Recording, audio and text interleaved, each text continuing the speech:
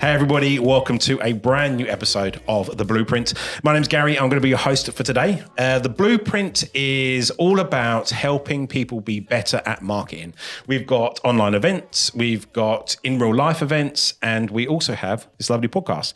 Each episode is going to be a different challenge that we want to overcome. You can obviously see and listen to all the other episodes on YouTube and Spotify, so definitely go and check them out. Today, we have Freya from Digital Ad Doctor. Freya, how are you? I'm really good, thank you. How are you? I'm all right, thanks very much. So today we are going to be talking about professional services, right? Before we jump in, tell me a little bit about yourself, how you got into the industry, and what does Digital Ad Doctor actually do? Sure. So I'll kind of give a quick demo into myself. So Yeah. I'm Freya. I'm 34 years old. I'm an avid Tottenham supporter. I'm sorry to hear that, yeah. Love dark chocolate, and I'm obsessed with drinking coffee. Cool. How I got into the industry was I was planning to be a psychologist and a therapist, but realised that I am an emotional baggage holder. Okay, cool. Probably not the best trait to have when a therapist, yeah. Yeah. Mm-hmm.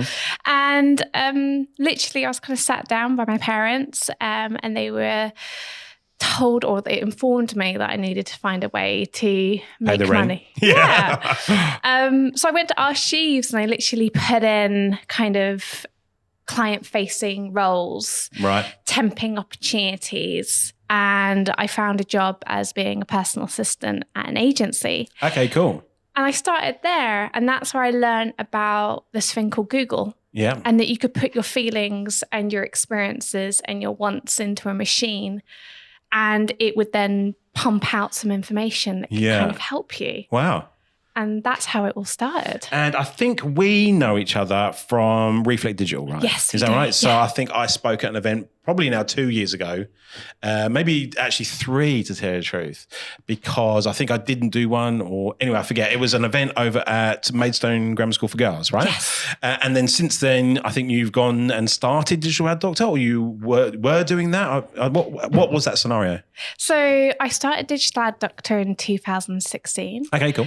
And yeah, I did work at Reflect Digital. And what I loved there was the human experience and the and understand. Becky as well. Becky Sims. Obviously, I'm absolutely in awe of Becky and the entire team, and just the lab group in general anyway, right? Yeah. Chantel as well, like all of those girls and the team and everything. They're absolutely brilliant at what they do. Yeah.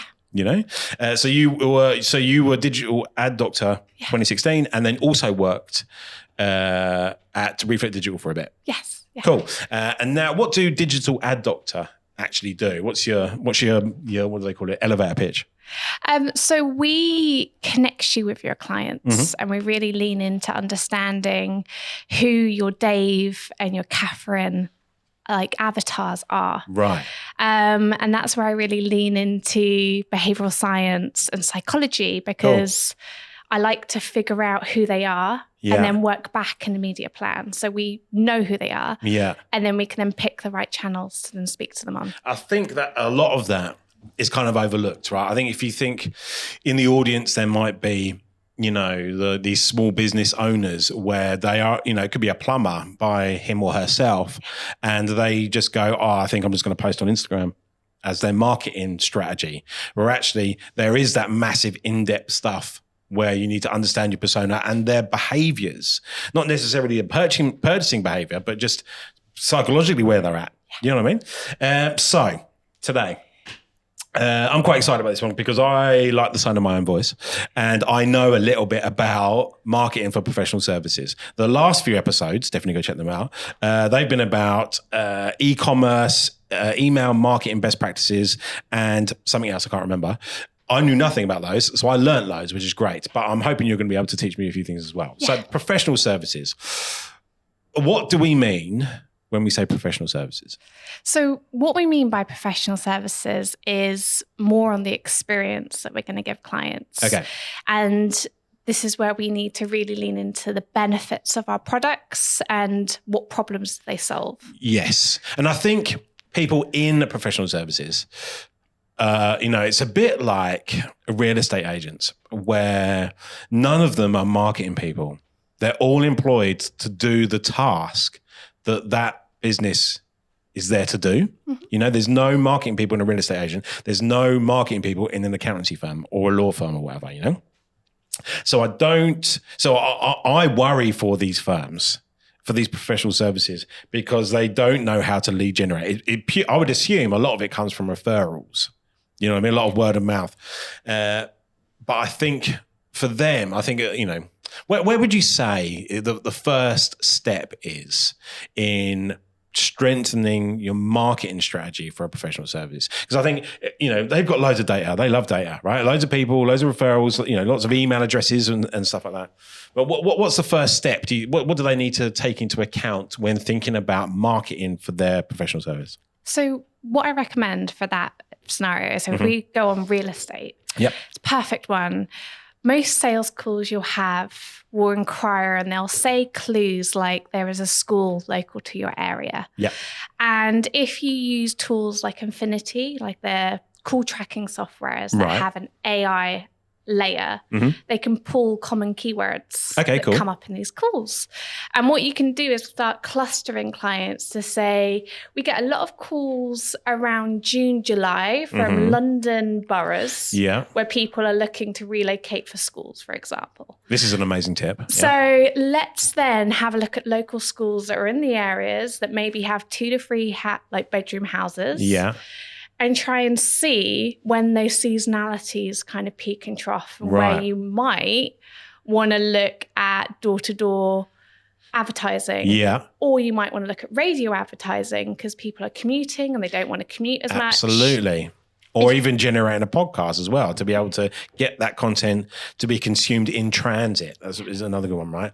That's great because that's about understanding the human experience, right? Like you mentioned earlier.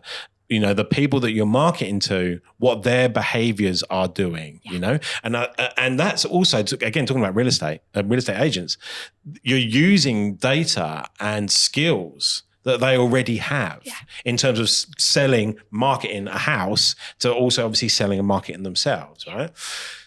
One kind of statement that always sticks in my head is that there is no boring industries, only boring content. And I think a lot of professional services, specifically like accountants and solicitors and stuff, they worry that they got nothing cool to talk about, right? It's not sexy. It's not rock and roll. It's numbers and letters. And I think they worry a little bit, you know?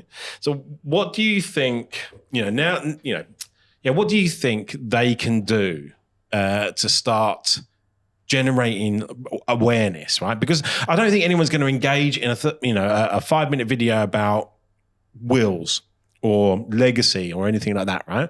What can they do to generate a bit more positive brand awareness outside of letters and numbers? Yeah, so that's a really good question. That's all about, so I follow this process called the IDA method, which is awareness, identify, decision, and action. Brilliant. This is like classic marketing stuff, right? I'm not trained in marketing whatsoever, right? I left school at 16 and went into sales for like 20 years.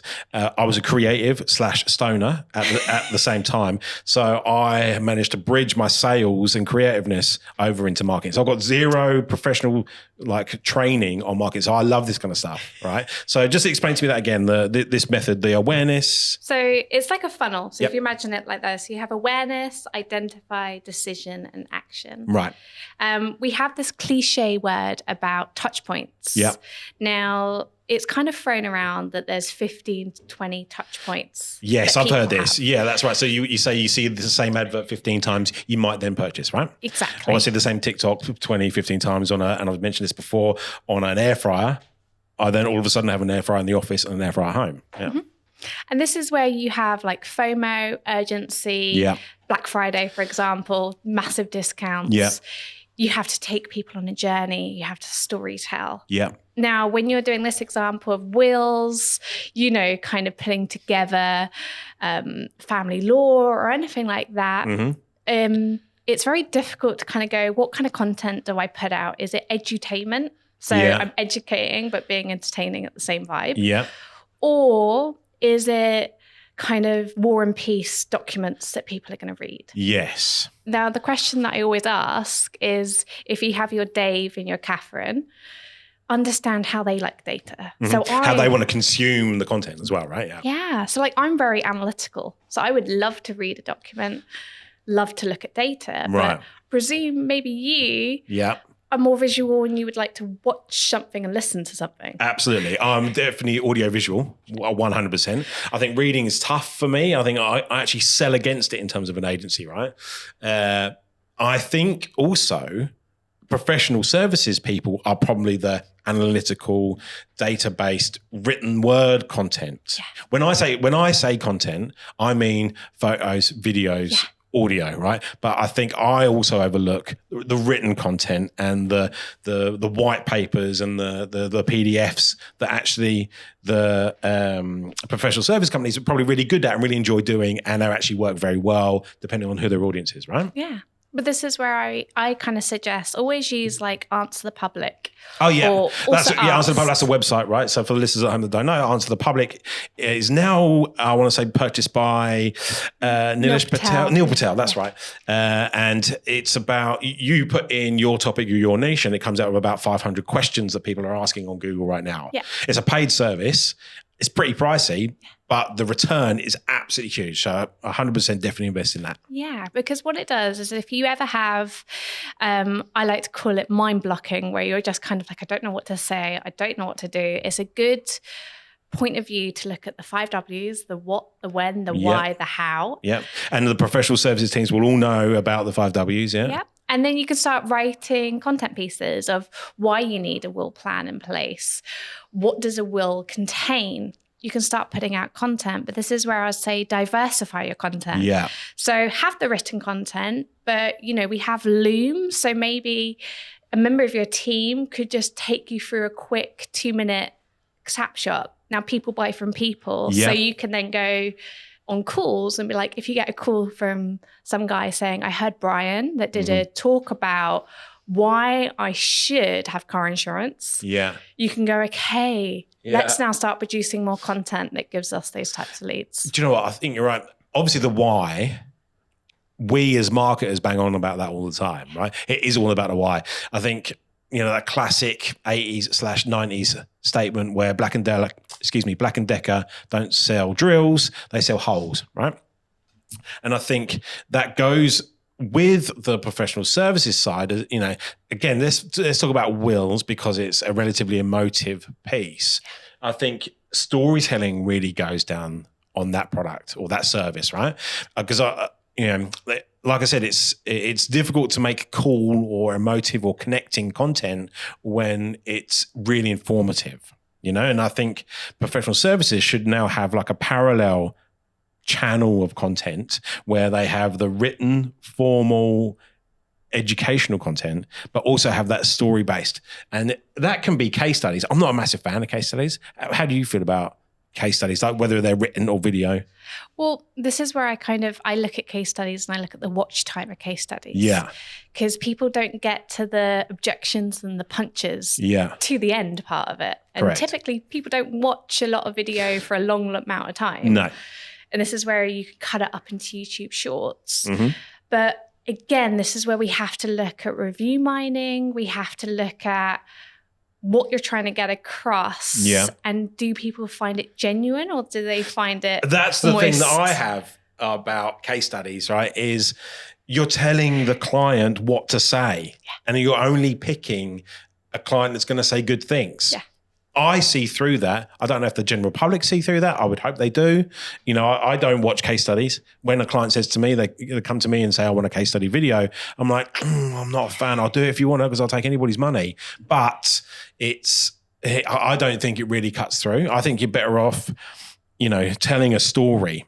Actually, rather than asking the client how good the service was, tell me why you needed that service to begin with and what was the outcome, what was the emotive outcome from it. Because we all talk about monetary value on any of these services, but it's therefore then how do you differentiate yourselves from other competitors when we're all charging the same for the product, but why is my product any different? And it's that emotive storytelling piece, I feel anyway.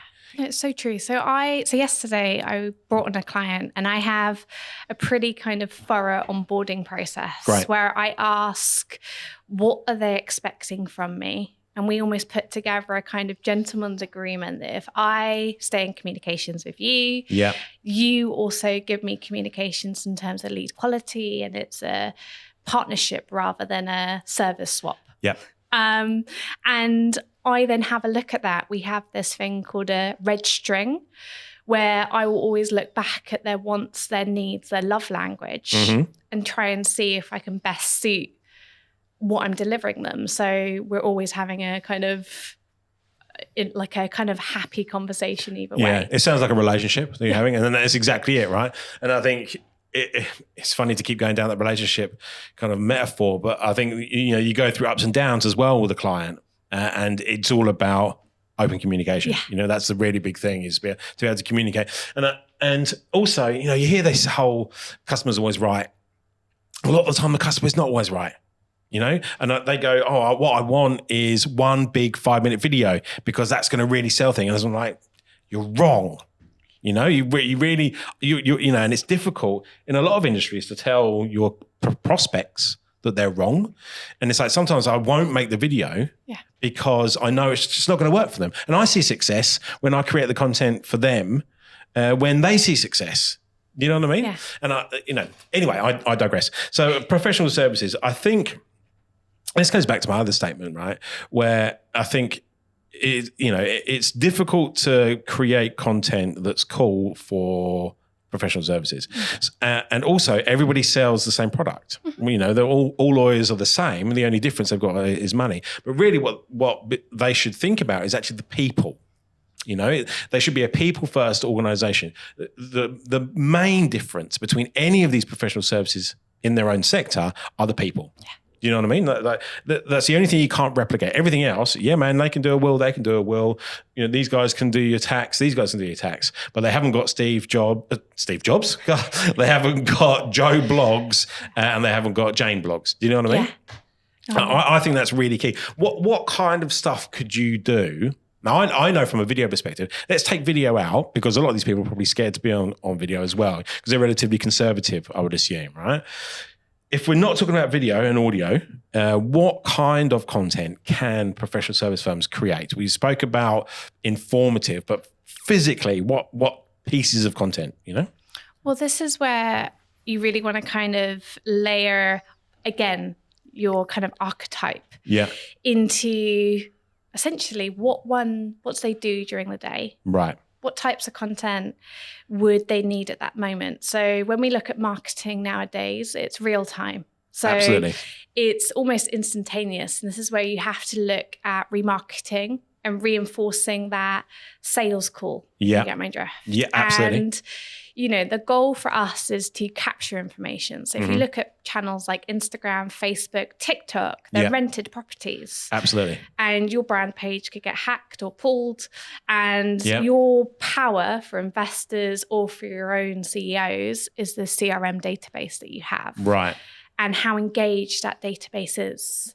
So you should be able to technically call anyone up and have a communication and be able to then ask for referrals, right? Ask for feedback on pieces of work and look at your after sales. Okay, cool. Now, when we're looking at marketing, because I specialize in paid marketing, it's going across and layering the problem that you solve and putting that across in an ad creative that sounds authentic and it's clickable. But then also looking at your conversion rate optimization of your site.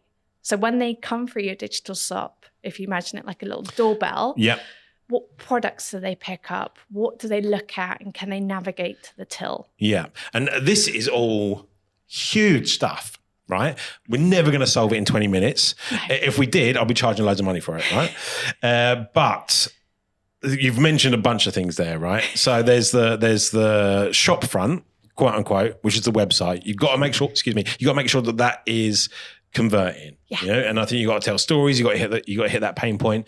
You also mentioned about converting your social followers, quote unquote, into your own database that you own. Yeah. And we spoke about that a little bit in a previous episode around email best practices, is that you own that data. Yeah. I think the key part where your expertise lies and where professional services should think about is the human interaction. Where are these people in the buying, what do they call it? In the buying stages, and how do they want to consume that content? I try and tell people, create content for your audience. We have a whole bunch of podcasts, right? We have one that the boys do that talks about, lad stuff, right? And then the girls have their own podcast about their stuff. And neither of those podcasts talk about how to do marketing. This one does in particular, right? And not everybody wants to, not all of our audience wants to listen to about marketing all the time. And we create this content for our audience to attract these, the Gen Zs and the Gen Alphas, because they're going to be the buying group when it gets to marketing, What can professional services do to create content that's not about themselves? Because I tell people, don't make content about yourself. Make content for your audience. What can they make physically? What can they talk about physically that isn't about the products, the services, and the people that they do? The people they are, should I say? Yeah. So this is where you go into that cliche saying of people buy feelings and experiences. Yeah. So this is where earlier we touched on case studies. Yeah. Where you then talk about, let's say Dave buys that product. Mm-hmm. How's he feel? So if it's wheels, for example, he's got the feeling that his family doesn't have to deal with that burden in the future. Yes. And that's the point there, right? That's the why. And that's what you focus on, I'm assuming. That's what you want to tell people. That's your story arc, effectively, right? And then your what is how long does it take? Yeah. How much investment, I like to think of as ROE, your return on energy. How much do you have to put into that project to make it work? Because it is a relationship. And this is where you have to go into, I just spoke to Sam at wills.com and it took me 20 minutes to put through X, but then I realized that I could save money on my car bill because he gave me that insight. And you think that's added value. Yeah. Wills.com doesn't advertise that, but that's a review where you could say, in a cost of living crisis, I helped my clients do this. Absolutely. And you also mentioned something about like an onboarding process. I think I forget to do this. Once I've finished a project, I forget to email them and say, hey, here's my link to add a Google review, for example, right?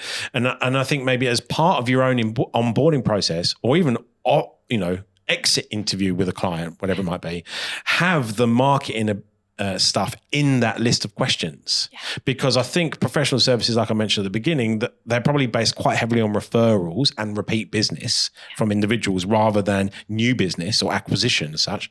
I think if you forced the more of the reviews and case studies and quotes and NPS scores in your exit interview from a client once you finish that service, you're probably going to get way more content to play with if you structurally thought about it, do you think? Well, this is why earlier on I spoke about Dave and Catherine. Yeah.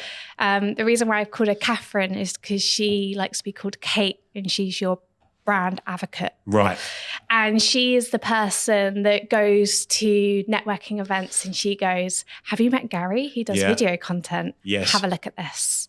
Because when we look at marketing, word of mouth is the strongest marketing kind of spanner we have in our toolbox. Absolutely.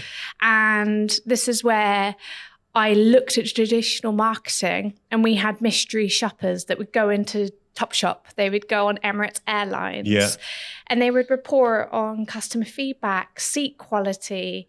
The same as in the digital world. Yeah. I'm sure you've gone to websites where the live chat pops up and you literally spill your coffee because you're like, whoa. Yeah, that's right. I don't want to talk to anybody. You know what I mean? Like, leave me alone.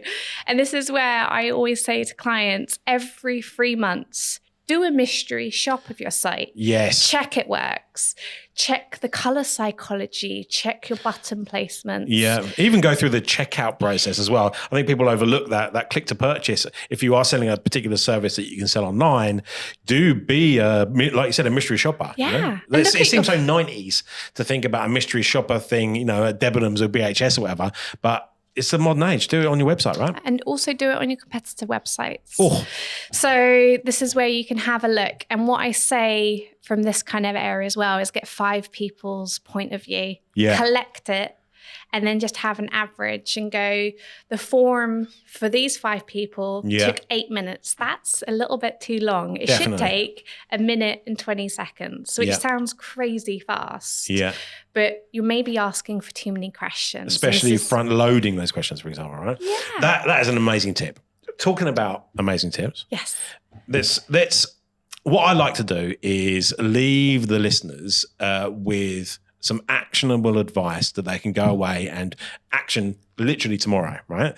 I've learnt loads already today, and I think marketing for professional services is so big, especially if you don't know what you're doing or you don't have a marketing person. We've only skimmed like 3 things where there's like 1,000 things that can go really in depth, right? Yeah. And I think definitely contact both of us if you need to talk about professional services marketing. But tips and tricks, right? What other actionable things can we do? I'm going to ask for 2. I'm going to put you on the spot. Yeah. So tip number one. Tip number 1 would be go to hotjar.com and install, it's a heat tracking software that lets people know what they're doing on your site. Right. It will also send you alerts if there's anything broken button-wise, if anyone's taking too long, if anyone's copying some of your content. Great. This is hotjar.com. Yeah. Paid service, is it? It's a free service up to, I think it's around 100,000 people. I could be incorrect. 100,000 visits per day? Okay. Or in month. Total? Per month? Gosh, I wish I was getting 100,000 visitors a month.